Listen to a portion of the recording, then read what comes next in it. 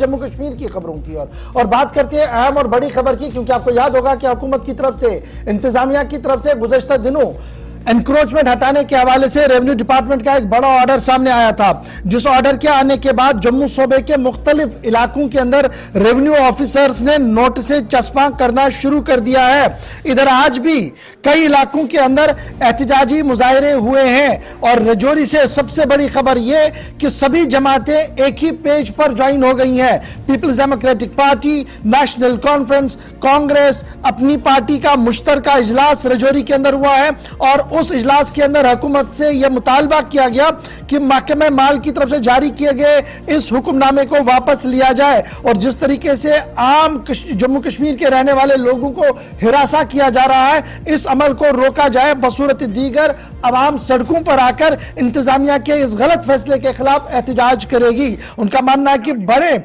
माफियादारों के साथ कुछ भी नहीं किया जा रहा है और छोटे छोटे लोगों को तंग तलब करके एक ऐसा हवा पैदा की जा रही है जो खौफ और दहशत की हवा है।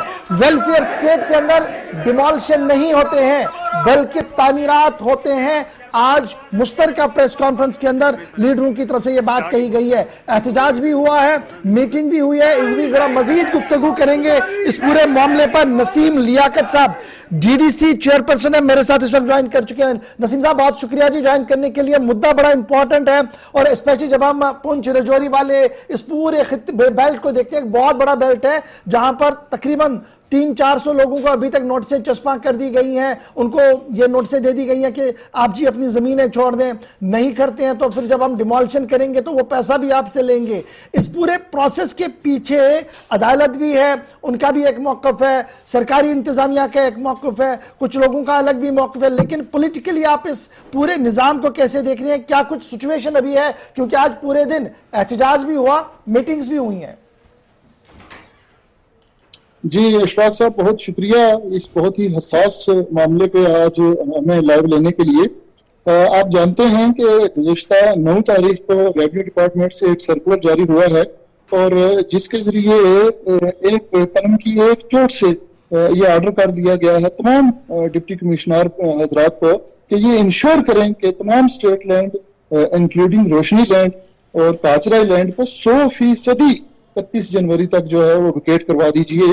और इसी ऑर्डर की पादाश में हम देख रहे हैं कल या परसों से जैसा कि आपने फरमाया डिफरेंट जो तहसीलदार हजरात के दफ्तर हैं वहां से नोटिस निकलना शुरू हो गए हैं और उनमें वाज़ेह तौर पर कह दिया गया है, उसी ऑर्डर का रेफरेंस देते हुए वाज़ेह तौर पर कह दिया गया है कि सरकारी लैंड हो, रोशनी का लैंड हो, काचराई हो, इन तमाम जगहों से इनको विकेट कर दीजिए। और इनमें अगर जहां जहां आपकी कंस्ट्रक्शन हैं, देखिए किस आमराना तरीके से और किस शहाना अंदाज से गवर्नमेंट ये मसलत करने की कोशिश कर रही है। उसमें लिखा जाता है कि 1 हफ्ते की मियाद के अंदर अंदर इन तमाम तामीरात को खुद ही गिरा दें और अगर आप नहीं गिराएंगे तो हम ये गिराने का खर्चा भी है जो वो भी आपसे वसूल करेंगे और आपके खिलाफ कार्रवाई करेंगे। तो मेरा ये कहना है कि इसको इस मुद्दे को 2 तरीके से देखा जा सकता है।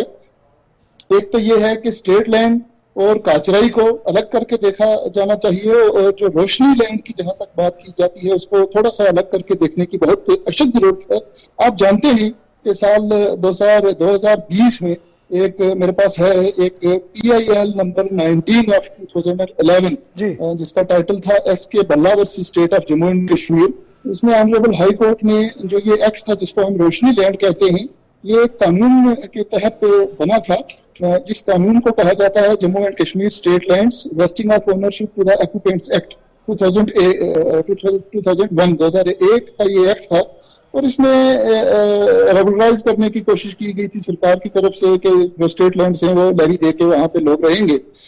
बिल खैर जो भी हो, इसको 2020 में ऑनरेबल हाई कोर्ट ने स्ट्राइक डाउन किया और इसके खिलाफ ऑनरेबल सुप्रीम कोर्ट में एक SLP पेंडिंग है जिसमें कि नोटिस तक जारी हो चुका है। और मैं आपको बताता चलूं इसी ऑर्डर को ऑनरेबल हाई कोर्ट, हमारी हाई कोर्ट में डिफरेंट रिव्यू पिटिशंस में चैलेंज किया गया है और उसमें स्टेट भी एक पार्टी है। बड़ी हैरानगी की बात आप सुने, स्टेट भी एक पार्टी है जिसने चैलेंज किया है। स्टेट ने खुद रिव्यू किया हुआ है और जिस जिस जिस जो स्टेट ने रिव्यू किया है उसका बहुत इंपॉर्टेंट एक पैरा है, पैरा नंबर 7 उस रिव्यू पिटीशन का। मैं थोड़ा सा आपको पढ़ के बता दूं कि स्टेट का अपना क्या मौक़िफ़ है। उस रिव्यू पिटीशन में स्टेट कहती है that we pray to the honorable court that the government may be permitted on a future date to come up with an appropriate mechanism to enable this class of landless cultivators and single dwelling owners to continue to remain in possession of land. State खुद कहती है high court से कि जनाब हमें इजाजत दे दें कि जो गरीब लोग हैं, जो जिनके पास एक स्केल से नीचे की जमीन है, हमें इजाजत देते हैं कि हम उनको ना निकालें बल्कि उनको रेगुलराइज करें। इस किस्म का स्टैंड ऑनरेबल हाई कोर्ट में जब स्टेट लेती है और उसके बावजूद इस किस्म का आमराना ऑर्डर अपने कमिश्नर सेक्रेटरी साहब बदूरी साहब के ऑफिस से निकलना, रातों रात इस किस्म का ऑर्डर निकलना और सिर्फ 15 दिन या 20 दिन का टाइम दे देना कि हम तमाम लैंड्स को खाली करवा देंगे। एक तो मेरी बड़ी महत्वाना गुजारिश है जनाब एलजी साहब से और जनाब चीफ सेक्रेटरी साहब से कि जहां तक रोशनी लैंड का ताल्लुक है वहां वो मैटर सब जुडाइज है ऑनरेबल सुप्रीम कोर्ट में भी और ऑनरेबल हाई कोर्ट में। आप कैसे उसमें नसीम साहब ये तो रहा ना एक पहलू जो एक एक्ट का है जिसको लेकर अभी फैसला क्या आना है वो बात की बात है। बाद में बचाई हमारी गाचराई और स्टेट लैंड, अगर उससे इंक्रोचमेंट हटाने की बात हो रही है और उस पर रेवेन्यू डिपार्टमेंट कह रहा है कि जनाब ये जमीन तो स्टेट की है, स्टेट इसकी मुहाफिज खुद बनेगी, तो शायद इसमें इस तरीके का एहतजाज और इस तरीके की जो बातें हो रही हैं और अमलगम किया जा रहा है हर एक चीज को कि जनाब हर एक चीज सब जुडिस है, शायद वो सही नहीं है। फिर नहीं, आप दुरुस्त फरमा रहे हैं। सब जुडाइज सिर्फ रोशनी लैंड जिसको कहा जा रहा है वो सब जुडाइज है और स्टेट खुद उसमें पार्टी है, लिहाजा रोशनी की हद तक तो बिल्कुल इस ऑर्डर को वापस ले लेना चाहिए, फौरन वापस ले लेना चाहिए। जहां तक बात रही स्टेट लैंड की या काचराई लैंड की, मुझे नहीं लगता 20 लाख कनाल रकबा कहा जा रहा है कि जो स्टेट लैंड लोगों के कब्जों में है। मुझे नहीं लगता कि ये पॉसिबल भी कैसे हो सकता है कि आप स्टेट लैंड से और काचराई लैंड से इस तादाद में लोगों को निकालेंगे और 20 दिन में आप लोगों को निकालेंगे। ये तो सीधा सीधा लोगों के साथ एक जंग करने का, अगर आप आर्मी को ले आएंगे और एक जंग करेंगे बर्पा लोगों के साथ, तब जाके शायद आप इसमें कामयाब हो सकते हैं, वरना ये चीज जो है ये पॉसिबल ही नहीं है। दूसरी बात, सरकारों का काम जनाब, जो हमारा मौक़िफ़ है, हम कहते हैं सरकारों का काम लोगों को बसाने का होता है, लोगों को रिहेबिलिटेट करने का होता है। सरकारों का काम लोगों को उजाड़ने का नहीं होता है। आपने देखा है तारीख में भी पहले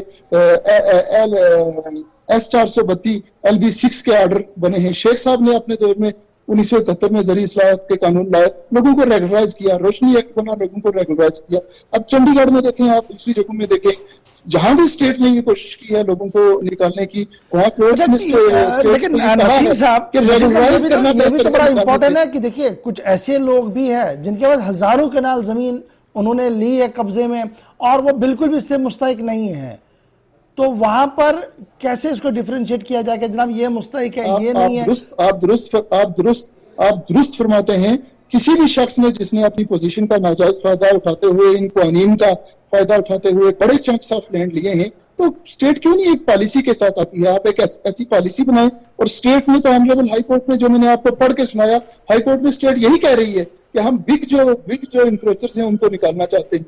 तो इस किस्म का ऑर्डर निकालने के 31 जनवरी तक हम तमाम लोगों को बेदखल कर देंगे। इससे बेहतर था कि अगर स्टेट इस किस्म की पॉलिसी के साथ आती कि हम बिग इंक्रोचर्स को निकालेंगे, उन लोगों को निकालेंगे जो मुस्तहिक नहीं थे और जिन्होंने अपनी पोजीशंस का फायदा लेके अराज़ियात पे कब्जा कर लिया। हम वेलकम करते हैं उस ऑर्डर को। अच्छा, अभी आज के दिन ये देख रहा हूँ कि पुंछ, रजौरी, सुरनकोट और दीगर इलाकों के अंदर लोग अब सड़कों पर निकलना शुरू हो गए हैं, पॉलिटिकल पार्टी सब बंदियां कर रहे हैं। क्या मैं ये मानूं कि आने वाले दिनों में ये लड़ाई और तवील हो सकती है अगर इसको सीरियसली हैंडल नहीं किया गया, प्रॉपरली नहीं देखा गया, लॉ एंड ऑर्डर की सिचुएशन बन सकती है?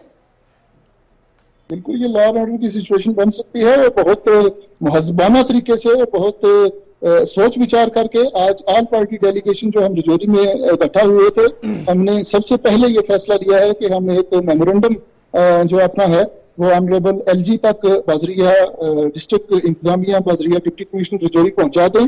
हम अपनी मीटिंग के बाद जनाब डिप्टी कमिश्नर साहब से भी मुलाकात हुए हैं और उनको हमने बाज़ाब्ता लिखत में अपना मेमोरेंडम जो है वो पेश कर दिया है ताकि गवर्नर साहब के पास पहुंचा दिया जाए। अगर आने वाले दिनों में हमारे मेमोरेंडम पे गौर फिक्र नहीं होता और इस किस्म का ऑर्डर जो है उसको कॉल बैक नहीं किया जाता, विड्रॉ नहीं किया जाता, तो इसमें कोई शक नहीं है कि अवाम बिला लिहाज पार्टी लाइन्स अवाम जो है वो सड़कों पे होगी और हम अवाम के साथ हैं। हम इस किस्म का जुल्म अवाम के साथ बर्पा नहीं होने दे सकते और हम नहीं होने देंगे। बहुत बहुत शुक्रिया लियाकत साहब, हमारे साथ नसीम लियाकत साहब ज्वाइन करने के लिए। डीडीसी चेयरपर्सन नसीम लियाकत बता रहे थे कि ऑल पार्टीज मीटिंग की गई, उसमें कुछ फैसले लिए गए, डिप्टी कमिश्नर से मुलाकात की हुए हैं और बाज़ाब्ता तौर पर एक यादाश्त लेफ्टिनेंट गवर्नर साहब के नाम भी भेज दी गई है।